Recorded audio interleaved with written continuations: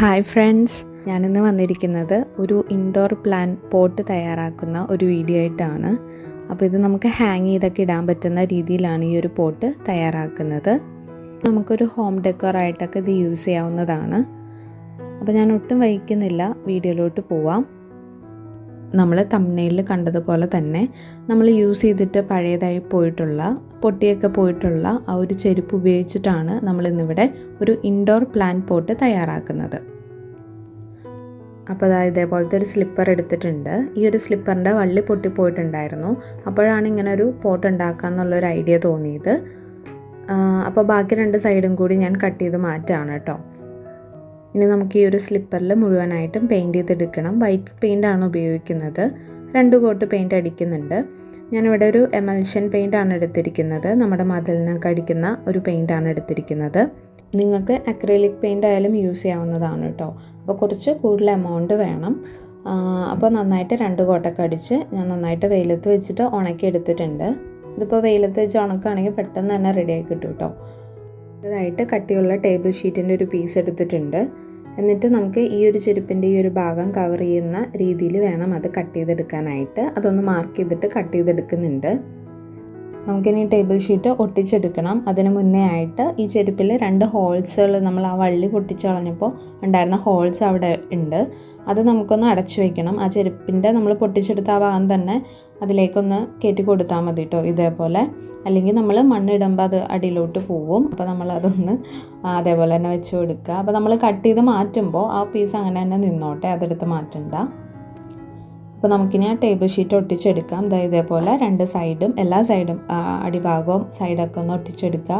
നമ്മൾ ഫെവിക്വിക്ക് ഉപയോഗിച്ചിട്ടാണ് ഒട്ടിച്ചെടുക്കുന്നത്. അത് കഴിഞ്ഞിട്ട് ഒരു ടേപ്പ് ഉപയോഗിച്ചിട്ട് ഈ ഒരു സൈഡ് 2ഉം ഒട്ടിച്ചെടുക്കുന്നുണ്ട്.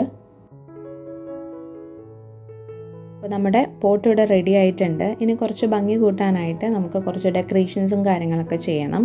അത് ചെയ്യുന്നത് വാൾപുട്ടി ഉപയോഗിച്ചിട്ടാണ്. അല്ലെങ്കിൽ ക്ലേ ആയാലും ഉപയോഗിച്ചിട്ട് ചെയ്യാവുന്നതേ ഉള്ളൂ. അപ്പോൾ ഞാനിവിടെ വാൾപുട്ടി പൗഡറാണ് എടുത്തിരിക്കുന്നത്. അതൊരു കുറച്ച് എമൗണ്ട് എടുത്തിട്ടുണ്ട്. അതിലേക്ക് കുറേശ്ശെ വെള്ളം ചേർത്തിട്ട് ഒന്ന് ഇളക്കി കൊടുക്കുക.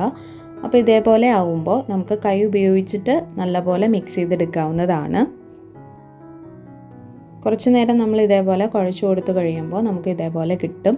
നല്ല ക്ലേ മോഡൽ രൂപത്തിൽ തന്നെ നമുക്ക് കിട്ടും കേട്ടോ. അപ്പോൾ വാൾപുട്ടിയിൽ വെള്ളം ചേർക്കുമ്പോൾ ഓവറായിട്ട് ചേർത്ത് പോകരുത്. അപ്പോൾ അതൊരു പേസ്റ്റ് രൂപത്തിലേക്കാവും.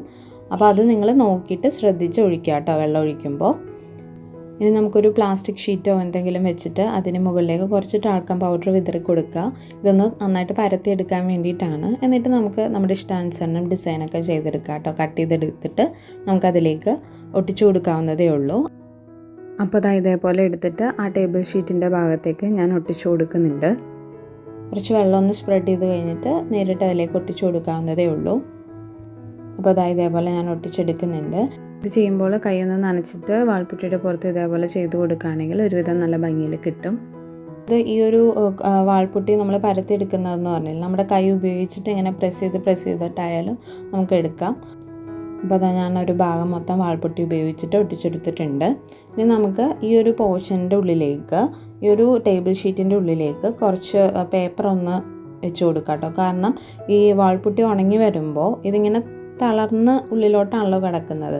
അതപ്പോൾ നമ്മൾ പൊക്കിയെടുക്കുമ്പോൾ അവിടെ പൊട്ടൽ വീഴാനുള്ള സാധ്യതയുണ്ട്. അപ്പോൾ കുറച്ച് പേപ്പറോ എന്തെങ്കിലും തുണി എന്തെങ്കിലും കയറ്റി വെച്ചിട്ട് ഇങ്ങനെ തന്നെ വെക്കുക. അപ്പോൾ പിന്നെ ഉണങ്ങി കഴിയുമ്പോഴും ഒരു കുഴപ്പം ഉണ്ടാവില്ല. അതിനുശേഷം ഞാൻ ഈ ഒരു വാൾപുട്ടി ചെയ്തെടുത്ത് കുറച്ച് ഒരു ഡിസൈൻ ഇട്ട് കൊടുക്കുന്നുണ്ട്. ഇതേപോലെ കോളം വരച്ചിട്ട് കുറച്ച് കോളംസ് ഉണ്ടാക്കുന്നുണ്ട്. അത് കഴിഞ്ഞിട്ട് വാൾപുട്ടിയിൽ നമ്മളിപ്പോൾ ഇത് ചെയ്ത പോലെ തന്നെ കുറച്ച് കട്ട് ചെയ്തെടുത്തിട്ട് അതെ ആ ഒരു സൈഡിലും ഞാൻ വെച്ച് കൊടുക്കുന്നുണ്ട്. എന്നിട്ട് ഈ ഒരു ഡിസൈൻ തന്നെ ഞാൻ അതിലും ചെയ്ത് കൊടുക്കുന്നുണ്ട്. ഇനി ഇത് നന്നായിട്ട് ഡ്രൈ ആവുന്നത് വരെ വെയിറ്റ് ചെയ്യാം. ഇത് കഴിഞ്ഞിട്ട് ആ ന്യൂസ് പേപ്പർ അതിൽ നിന്ന് എടുത്ത് മാറ്റുക. അതിനുശേഷം കുറച്ച് വാൾപുട്ടി എടുത്തിട്ട് ഇതിൻ്റെ ഉൾഭാഗത്തും ഞാൻ വെച്ച് കൊടുക്കുന്നുണ്ട്. എന്നിട്ട് ഇതേപോലത്തെ ഒരു ടൂൾ ഉപയോഗിച്ചിട്ട് കുറച്ച് ചെറിയ ലൈൻസ് പോലെ ഇട്ട് കൊടുക്കുന്നുണ്ട്. അതോടൊപ്പം തന്നെ കുറച്ച് ലീവ്സും സ്റ്റെംസൊക്കെ കൂടി ഇതിൻ്റെ സൈഡിലായിട്ട് ഡെക്കറേറ്റ് ചെയ്യാനായിട്ട് ചെയ്തെടുക്കുന്നുണ്ട്.